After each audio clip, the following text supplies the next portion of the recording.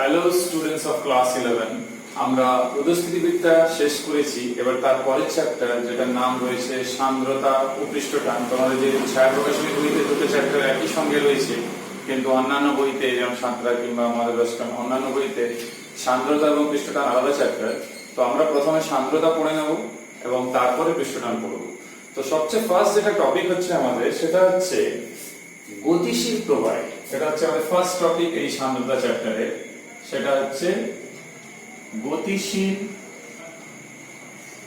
প্রবাহী।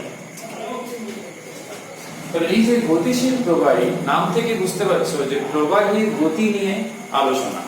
এবার সবচেয়ে প্রথম আমরা জেনে নেব এই প্রবাহী বলতে আমরা কাদেরকে বুঝে থাকি। প্রবাহী বলতে আমরা তরল এবং গ্যাস উভয়কেই বুঝি। তার কারণ রয়েছে, তরল এবং গ্যাসের মধ্যে বৈশিষ্ট্যমূলক কিছু মিল থাকার জন্য এদেরকে আমরা প্রবাহী বলি। আর এরা এমনিও প্রবাহিত হয়, যেটা কঠিনের ক্ষেত্রে হয় না। কঠিনের আলোচনা কিংবা কঠিনের ক্ষেত্রে গতির আলোচনা যতটা সহজ, তরল কিংবা গ্যাসের ক্ষেত্রে ততটা কিন্তু সহজ নয়। এটা অনেকটাই কিন্তু কমপ্লেক্স কিংবা জটিল রয়েছে।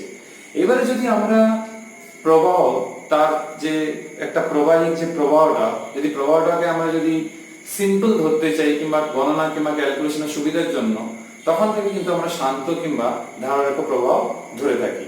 তার মানে এটা বলতে চাইছি, তরল এবং গ্যাসের যে প্রবাহ, সেইটাকে আমরা দুভাবে মোটামুটি ভাগ করতে পারি। একটা হচ্ছে শান্ত প্রবাহ, যেটাকে আমরা বলে থাকি ধারারেখ প্রবাহ।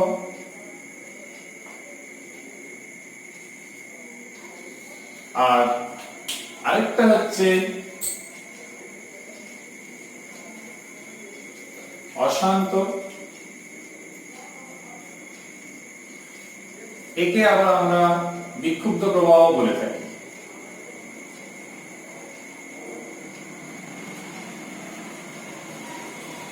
তাহলে দু রকমের প্রবাহ হয়ে থাকে যে কোনো প্রবাহের ক্ষেত্রে, সে তরল হোক গ্যাস হোক। এবারে সবচেয়ে প্রথম একটু আইডিয়াল টাইপের, যেটা হলে আমাদের গণনা কিংবা ক্যালকুলেশন সবকিছুতে সুবিধা হয়, সেটা হচ্ছে শান্ত প্রবাহ। আর আরেকটা হচ্ছে অশান্ত প্রবাহ। এই ভিডিওতে আমাদের কিন্তু মূল আলোচনা এবং আমাদের আলোচনা পুরোটাই সীমাবদ্ধ থাকবে এই দুটো টপিক নিয়ে। এখানে আনুষঙ্গিক কিছু প্রশ্নও রয়েছে, সেটা নিয়ে আমরা একটু আলোচনাও করে নেব। তো সবচেয়ে প্রথম যেটা হচ্ছে, সেটা হচ্ছে শান্ত প্রবাহ, যেটাকে আমরা ধারারেখ প্রবাহ বলে থাকি। এবার নাম থেকে বুঝতে পারছো যে শান্ত প্রবাহ রয়েছে, তো এখানে একটু নিয়ম থাকবে, একটা নির্দিষ্ট নিয়ম ফলো হবে, সেই হিসাবে প্রবাহটা হবে। তো শান্ত প্রবাহ সংজ্ঞা হিসেবে আমরা এটা বলতে পারি, তোমরা বইতেও 546 পেজে দেখতে পারো, একে আরেকটা নামও বাংলাতে রয়েছে, সেটা হচ্ছে স্থলিত প্রবাহ। তো এই ডেফিনিশন যেটা হচ্ছে, একটা প্রবাহ যখন হচ্ছে, সে তরলের হোক কি গ্যাসের হোক, তো তার মধ্যে যে কণাগুলো রয়েছে তারা যদি সুসম্বন্ধ ভাবে, যেটাকে আমরা এখানে বলা হয়েছে সুসম্বন্ধ স্তরে বলেছে, তো সুসম্বন্ধ ভাবে যদি সেটা প্রবাহিত হয়, অর্থাৎ পুরো প্রবাহটা যে নলের মধ্য দিয়ে কিংবা সেই চোঙাকৃতি নল হোক কি যেরকমই হোক, সাধারণত চোঙাকৃতি থাকে যেরকম আমরা টেস্ট টিউবে দেখি, তো নলের মধ্য দিয়ে যখন যাবে, তাহলে প্রত্যেকটা বিন্দুতে একটা নির্দিষ্ট বেগ থাকবে। আমি একটু পরে ড্রয়িং করে বলছি তোমাদের। আর সেই বেগটা মান অভিমুখ নির্দিষ্ট, অর্থাৎ একটা কণা যখন সেই বিন্দুকে পেরোলো, যে গতিবেগ থাকছে তার পরের কণারও কিন্তু সেই গতিবেগই থাকবে, তার কিন্তু পরিবর্তন হবে না। কিন্তু এর মানে এটা নয় যে প্রবাহ নলের প্রত্যেকটা বিন্দুতে গতিবেগ কি থাকবে, প্রত্যেকটা বিন্দুতে আলাদা, কিন্তু যে বিন্দুতে যে গতিবেগ সেটা কিন্তু বজায় থাকবে অলওয়েজ। তাহলেই প্রবাহ কিন্তু শান্ত হবে। যেমন আমি একটা উদাহরণ দিচ্ছি। সাপোজ এইটা একটা প্রবাহ নল, তোমাদের বইতেও ডায়াগ্রাম রয়েছে, একটু অন্যরকম রয়েছে বইতে আর কি। সাপোজ এই যে প্রবাহ নলের মধ্যে এইটা একটা গতিপথ, ঠিক আছে, এইটা একটা গতিপথ। আমি যদি একটা ডটেড লাইন দিয়ে বোঝাই, তো সেটাও করতে পারি, কোনো অসুবিধা নেই, তোমরা এরকম করতে পারো, কোনো ব্যাপার নয়। এদিকেও যদি আমরা এরকম বলি, এবার সাপোজ এই বিন্দুতে আমি এ নাম দিলাম বিন্দু, এইখানে গতিবেগ হচ্ছে ভি এ, সাপোজ এই বিন্দুটা সি নাম দিলাম, এখানে একটা বিন্দু বি নাম দিলাম, তাহলে এটা হচ্ছে ভিবি, এটা ভিসি, আর এদিকে ভিডি, এটা ডি বিন্দু নাম দিলাম। তার মানে আমি 4 রকমের গতিবেগের কথা এখানে বললাম। যতগুলো কণা এই নলের মধ্যে দিয়ে যাবে, তারা যখন এই এ বিন্দু, বি বিন্দু, সি বিন্দু, ডি বিন্দু, এরকম আরো যত বিন্দু আমরা কল্পনা করতে পারি, প্রত্যেকটা যা যা বেগ আছে, প্রত্যেকটি কণা ওই বিন্দু বেরোনোর সময় বেগ এই এক ভিএই থাকবে, এই বিন্দু বেরোনোর সময় বি বিন্দু বেরোনোর সময় সে ভিবি থাকবে, সি বিন্দু বেরোনোর সময় সে ভিসি থাকবে, এবং ডি বিন্দু বেরোনোর সময় সে ভিডি থাকবে। তার কিন্তু কোনরূপ কোনো পরিবর্তন হবে না।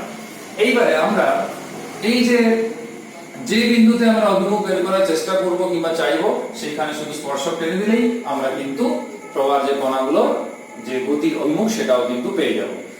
তো এইটা হচ্ছে শান্ত প্রবাহ কিংবা ধারারেখ প্রবাহ, যেখানে দেখো একটা সুসংবদ্ধ ভাবে পরপর স্তর অনুসারে সে তরল হোক কি গ্যাস হোক, সে প্রবাহিত হচ্ছে, একটা নির্দিষ্ট নিয়ম মেনে চলছে, এবং এই প্রবাহের যে কণাগুলো রয়েছে তাদের মধ্যে কোনো সংঘর্ষও হচ্ছে না, কোনো এলোমেলো ব্যাপারটা নেই, কিন্তু যেটা কিন্তু অশান্ত প্রবাহে আমরা ভালো মতোই দেখতে পাবো, পুরোটাই দেখতে পাবো।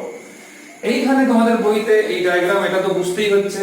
আর যতক্ষণ এই প্রবাহটা চলবে, তো সেই প্রবাহ যে কাল, এখানে প্রবাহ যে যাচ্ছে প্রবাহটা তরল কিংবা গ্যাসে, সেই প্রবাহের যে প্রত্যেক বিন্দুতে প্রবাহের যে বেগ এবং মান সেটা কিন্তু ধ্রুবক থাকবে। অর্থাৎ সব বিন্দুতে সমান থাকবে তা নয়, কিন্তু পার্টিকুলার বিন্দুতে পার্টিকুলার বেগের মান এবং অভিমুখ থাকবে। এটা যেন তোমরা কোনোভাবে না ভুলে যাও। এবার প্রশ্ন হচ্ছে, কোন মুহূর্তে গতিবেগ তাহলে কোন কোন বিষয়ের উপর নির্ভর করছে? সেটা কিন্তু সময়ের উপর নির্ভর করছে না, কারণ 2 ঘন্টা আগেও যা ছিল এই বিন্দুতে বেগ এখনো তাই থাকছে। তো এই জন্য আমরা গাণিতিক ভাবে এইভাবে বলতে পারি, শুধুমাত্র অবস্থানের উপর, অর্থাৎ এই এক্স ওয়াই জেড এর উপরে নির্ভর করছে, কিন্তু সময়ের উপর নির্ভর করে না। এই জন্য ভি ফাংশন অফ টি লেখা যাবে না, কিন্তু V function of X Y Z লেখা যাবে। তার মানে বেগের মান শুধুমাত্র অবস্থানের উপর নির্ভর করে, সময়ের উপর নির্ভর করে না। এটা তোমরা বইতেও দেখতে পাবে, এরকম একটা সমীকরণ কিন্তু লেখা রয়েছে। আর একটু আগেই আমি বলেছিলাম, প্রবাহ নলের মধ্য দিয়ে সেই যে প্রবাহের কণাগুলো যে বিন্দু দিয়ে বেরোবে, তার পরে যে কণাগুলি সেই বেগ নিয়ে কিন্তু বেরোবে। অর্থাৎ বলতে পারি, প্রত্যেকটি কণা তার পূর্ববর্তী কণা যে বেগ নিয়ে যে বিন্দু দিয়ে বেরিয়েছে, কি নির্গত হয়েছে কি গেছে, সেই বেগ নিয়ে কিন্তু পরের কণাগুলোকেও যেতে হবে, তাহলে সেটা শান্ত প্রবাহ বজায় থাকবে। সেটা না হলে কিন্তু প্রবাহ অশান্ত হয়ে যাবে। এবার তোমাদের বইতে দেখবে আরেকটা যেটা ডেফিনিশন রয়েছে, সেটা নিয়ে আমরা আলোচনা করব। সেটা হচ্ছে এই যে ধাররেখার কথা বলা রয়েছে, দেখো স্ট্রিম লাইন যেটা বলা রয়েছে, এই ধাররেখা কি না, তোমরা দেখলে এই ধাররেখা প্রবাহ কিংবা শান্ত প্রবাহ চলছে সাপোজ এই ক্ষেত্রে, তো সেই প্রবাহ যে চলছে সেই ক্ষেত্রে প্রবাহের যে কণাগুলো যে পথ বরাবর যাচ্ছে, সেই পথটাই হচ্ছে, কিংবা সেই রেখা দিয়ে যে পথটাকে আমরা বোঝানোর চেষ্টা করি কিংবা বুঝি, সেই রেখাগুলোই হবে ধাররেখা। তার মানে এই ক্ষেত্রে যদি আমি এটাই বলি প্রবাহ কণার যে গতিপথ হয়, তাহলে এই রেখাগুলোই হচ্ছে ধাররেখা। এবার যদি আদর্শ তরল হয়, তাহলে সেই ক্ষেত্রে আবার শান্ত প্রবাহ হয়, তাহলে কিন্তু আমরা এরকম সমান্তরাল রেখা দিয়ে কিন্তু বোঝাতে পারি, যেহেতু আমরা ধাররেখা প্রবাহ বলছি এবং আদর্শ তরলও ধরছি। তো এটা আমরা বলতে পারি, এটা তোমরা মাথায় রাখবে। আর ধাররেখার যে কোনো বিন্দুতে যদি এগুলো প্রত্যেকটা ধাররেখা হয়ে থাকে, যে কোনো বিন্দুতে যদি আমরা স্পর্শক টেনে নিই, তাহলে সেই মুহূর্তে ওই বিন্দুতে সেই প্রবাহী গতির অভিমুখ কিংবা সেই প্রবাহী কণার গতির অভিমুখ আমরা কিন্তু ধরো এখানে বের করতে চাইছি, যদি এখানে একটা স্পর্শক টেনে নিই, তাহলে কিন্তু সেই স্পর্শকটাই হবে সেই প্রবাহীর গতির অভিমুখ। তো এটা মাথায় রাখবে, শর্ট প্রশ্নে লাগবে। এবার আমরা জানবো এই ধাররেখার বৈশিষ্ট্য। তো দেখো, আমি এক্ষুনি বললাম যে ধাররেখা যে রয়েছে, স্পর্শক টানলে সেই বিন্দুতে প্রবাহীর অভিমুখ আমরা জানতে পারছি। তো এই ক্ষেত্রে একটা জিনিস মাথায় রাখতে হবে, যদি তোমরা দেখো কোন স্থানে ধাররেখাগুলো খুব ক্লোজ আছে, এরকম খুব ক্লোজ, আর কোন জায়গায় দেখলে এরকম ফাঁকা ফাঁকা আছে, সে এরকম থাকুক, এরকম হোক, কি কোনো ক্ষেত্রে একদম গায়ে গায়ে থাকুক, তো এখান থেকে বুঝে নিতে হবে যদি ধাররেখাগুলো খুব ঘন সন্নিবিষ্ট হয় এর মতো কিংবা এর মতো, তাহলে সেই ক্ষেত্রে প্রবাহী সে তরল হোক গ্যাস হোক তার গতিবেগ কিন্তু বেশি, সেটা দেখে বুঝে নিতে হবে।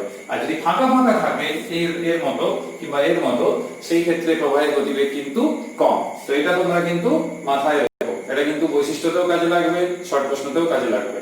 আর মোস্ট ইম্পর্টেন্ট প্রশ্ন এখানে যেটা থাকছে সেটা যেটা ক্লাস 9 এও তোমরা পড়েছিলে, যে দুটো ধারক পরস্পরকে কখনোই ছেদ করে না। সাপোজ দুটো ধারক পরস্পরকে এরকম ছেদ করলো, সাপোজ, তাহলে দেখো এই ধাররেখার জন্য যেরকম আমরা একটা অভিমুখ পাচ্ছি, এই ধাররেখারও সেই বিন্দুতে আমি এরকম একটা অভিমুখ পাবো। তাহলে একই বিন্দুতে একটা প্রবাহী দুটো অভিমুখ পাওয়া যাচ্ছে, যেটা কখনোই শান্ত প্রবাহের ক্ষেত্রে সম্ভব নয়। শান্ত প্রবাহের ক্ষেত্রে কিংবা ধাররেখা প্রবাহের ক্ষেত্রে একটা বিন্দুতে একটাই অভিমুখ থাকবে, যেটা এই ক্ষেত্রে কিন্তু হচ্ছে না। সেই জন্য কখনোই দুটো ধাররেখা পরস্পরকে ছেদ করে না, 1 নম্বরে আসতে পারে। ক্লাস 9 এ ছিল, এখন আবার 11 এ আছে। নেক্সট যেটা আমরা জানবো সেটা হচ্ছে আমাদের এটা তো আমরা জেনে নিলাম।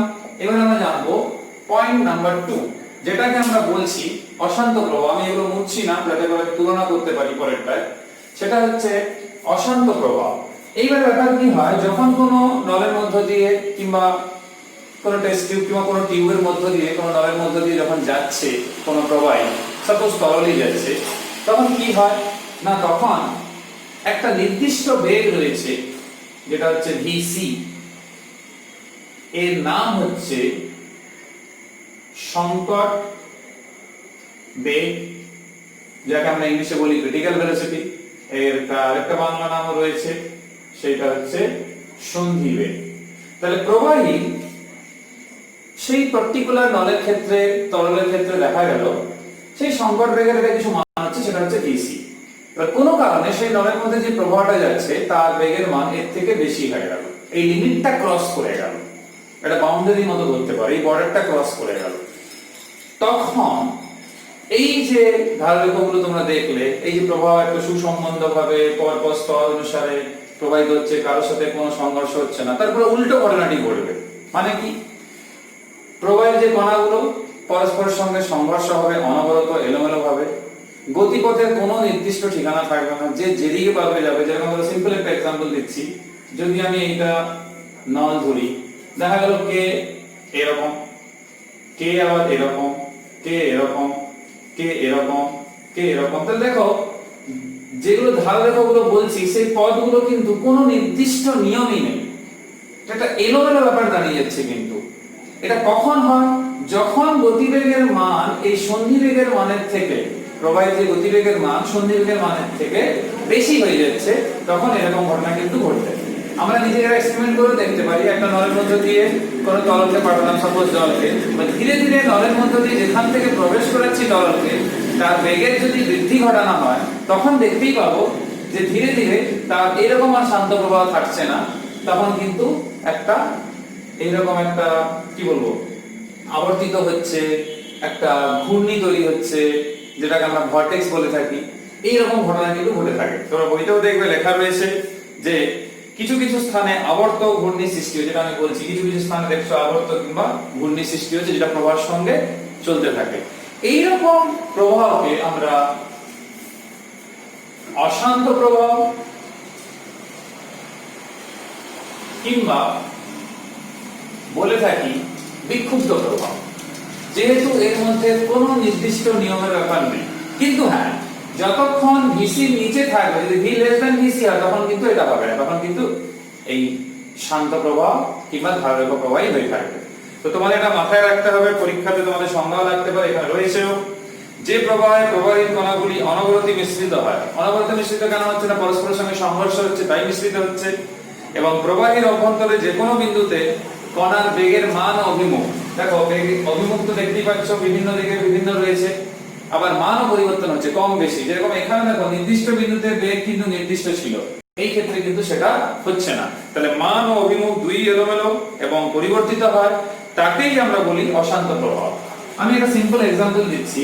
যেরকম আগের ক্ষেত্রে দেখো আমরা গতিবেগ এভাবে লিখেছিলাম, এই ক্ষেত্রে কিন্তু গতিবেগ অবস্থানের সাথে সাথে সময়ের উপরেও নির্ভরশীল। কারণ 5 মিনিট আগে এই বিন্দুতে যা গতিবেগ ছিল, কি অভিমুখ ছিল, এখন পরের 5 মিনিট পর কি 5 সেকেন্ড পরই কি 2 সেকেন্ড 1 সেকেন্ড পরই, তার মানে সময়ের উপরেও কিন্তু গতিবেগটা নির্ভর করছে।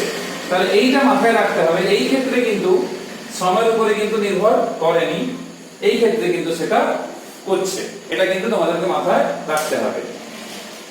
আর কি পড়তে হবে আমাদের, আমাদের সিলেবাসে যে জিনিসটা রয়েছে, এই ক্ষেত্রে আরেকটা জিনিস তোমাদেরকে জেনে নিতে হবে যে এই যে সংকট বেগের মান, তাহলে সংকট বেগের মান আমি একই তরল নিলাম, একটা কাঁচের নল, একটা ভিন্ন টাইপের ম্যাটেরিয়াল কোন নলের মধ্যে নিলাম, তাহলে কি সংকট বেগের মান ভ্যারি করতে পারে? তোমরা একটা লাইন মনে রাখলেও পরীক্ষাতে চলবে।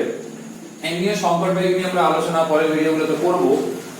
এই সংকট বেগের মান যেটা নির্ভর করছে যে নলে রাখা হয়েছে তার যে দেওয়ালের যে মসৃণতা তার উপরে নির্ভর করে, এছাড়া এই যে নলের যে প্রস্থচ্ছেদ রয়েছে তার উপরে নির্ভর করে, এবং তরলের সান্দ্রতাঙ্ক অর্থাৎ তরলের যে প্রকৃতি তার উপরেও কিন্তু নির্ভর করে। তো এটা মাথায় রেখো, নলের প্রস্থচ্ছেদের উপর নির্ভর করে, দেওয়ালের মসৃণতার উপর নির্ভর করে, এছাড়া তরলের প্রকৃতি অর্থাৎ তরলের সান্দ্রতাঙ্কের উপর নির্ভর করে। এবার গ্যাস হলে গ্যাসের ক্ষেত্রে বলবো আমরা, কিংবা এক কথায় যদি বলা হয় প্রবাহী প্রকৃতির উপর নির্ভর করে। আমি একটা ছোট্ট এক্সপেরিমেন্টের কথা বলতে চাইছি, যে এক্সপেরিমেন্ট দিয়ে আমরা পরিষ্কার বুঝতে পারবো যে শান্ত প্রবাহ অশান্ত প্রবাহ ব্যাপারে। তো তোমাদের বইতে একটা এক্সপেরিমেন্ট রয়েছে, আমি এর থেকে একটু সিম্পলিফিকেশন করেছি, সেটা বলি। সাপোজ ধরো এই পাত্রে কিংবা এই নলের মধ্যে তরল আছে, জল আছে, জল যাচ্ছে, এইখান থেকে জল ইনলেট, এখান থেকে আউটলেট, এখান থেকে ঢুকছে, এখান থেকে বেরোচ্ছে। এইবারে আমি একই রকমই দুটো ব্যবস্থা রাখলাম, ঠিক আছে? এর প্রথম ক্ষেত্রে কি না, তরল যেরকম থাকে এরকম তরল পর পর পর পর পর পর রয়েছে। এইখানে যেখানে এন্ট্রি পয়েন্টে কিছু রঞ্জক দ্রব্যের মতো, ধরো একটা নীল কোনো কালার, কোনো পাউডার কিছু একটা যেগুলো কালারফুল হবে, ধরো একটা নীল বর্ণ, মানে নীল যেটা দেওয়া হয় জামা কাপড়, সেটা এখানে ঢেলে দেওয়া হলো। যখন দেখবে প্রবাহের বেগ কম আর শান্ত প্রবাহ রয়েছে এই নলের মধ্যে, সেই নীলটা কিন্তু দেখবে এরকম সোজা যাচ্ছে, চারিদিকে কিন্তু ছড়াচ্ছে না, কোনো রকম মিশে যাচ্ছে না জলের সঙ্গে। যখনই তারপরে জলের বেগ যদি ধীরে ধীরে বাড়ানো হয়, তখন দেখবে তোমরা লক্ষ্য করে এই নলের ক্ষেত্রে কি হবে না, সেইটা এই যে নীল রংটা যেটা ছিল সেটা কিন্তু এরকম কাঁপছে, এরকম এরকম এরকম। আর যদি আরো বেগ বাড়িয়ে দাও, এটা কিন্তু চারিদিকে ছড়িয়ে যাবে, বাকি যে জলটা সাদা ছিল যেটা এখানে দেখতে পেয়েছিলে সেটা কিন্তু সম্পূর্ণ আর সাদা না থেকে কালারফুল এবং নীল রং হয়ে যাবে। তার মানে আর সে শান্ত প্রবাহ নেই। তাহলে শান্ত প্রবাহ হলে এরকম হবে, নীল বর্ণটা যেটা কম থাকবে সেটা মাঝখান থেকে এরকম যাবে, তার মাঝখানে গতিবেগটা বেশি, সাইডে স্বাভাবিকভাবে গতিবেগ কি হচ্ছে না কম থাকছে। তাহলে এইবারে এই ক্ষেত্রে যেটা থাকছে সেটা হচ্ছে কি না, কাঁপছে, তারপরে তরলের মধ্যে এই রঞ্জক দ্রব্যটা মিশে যাবে, তখন কিন্তু পুরো তরলটা কালারফুল হয়ে যাবে, নীল বর্ণের হয়ে যাবে। তার মানে এইটা হচ্ছে অশান্ত প্রবাহের লক্ষণ, তার এক্সপেরিমেন্ট করে আমরা বলতে পারবো। আর এইটা কিন্তু হচ্ছে শান্ত, কিংবা যেটাকে আমরা ধাররেখ প্রবাহ বলি, রয়েছে না ধাররেখ প্রবাহ, এই ধাররেখ প্রবাহ যেটা সেটা এই ক্ষেত্রে হচ্ছে যখন নীলটা মিশে যাচ্ছে তখন কিন্তু সেটা অশান্ত প্রবাহ হয়ে যাচ্ছে। তোমরা এই দুটো মাথায় রাখবে, এটা এক্সপেরিমেন্ট করে বোঝানো যেতে পারে। আর আরেকটা জিনিস বলে রাখি তোমাদের মনে রাখার জন্য, যদি নলটা শুরু হয়, যে নলের মধ্যে দিয়ে তরলকে পাঠানো হচ্ছে, এক্সপেরিমেন্ট যখন কলেজের লেভেলে করবে তখন দেখবে এক্সপেরিমেন্ট গুলোতে সবসময় সরু নল ব্যবহার করা। নলটা যদি সরু হয় আর গতিবেগ যদি কম হয়, তখন কিন্তু সেই প্রবাহটা হয় শান্ত প্রবাহ। আর যখনই নলটা দেখবে একটু মোটা আছে এবং গতিবেগ একটু বেশি আছে, সেইটা কিন্তু তখন মাথায় রাখবে, যদি গতিবেগ বেশি তাহলে সংকট বেগ পেরিয়ে চলে গেছে, তাহলে কিন্তু সে আর শান্ত প্রবাহ নেই, তখন সে অশান্ত প্রবাহ হয়ে যাবে। এই ভিডিওতে এই অবধি। আমরা নেক্সট ভিডিওতে সান্দ্রতা নিয়ে আলোচনা শুরু করব, এটা খুব গুরুত্বপূর্ণ জিনিস এবং খুব কনসেপচুয়াল ব্যাপার রয়েছে, তো সেইটা আমরা নেক্সট ভিডিওতে শুরু করব। Till then, by.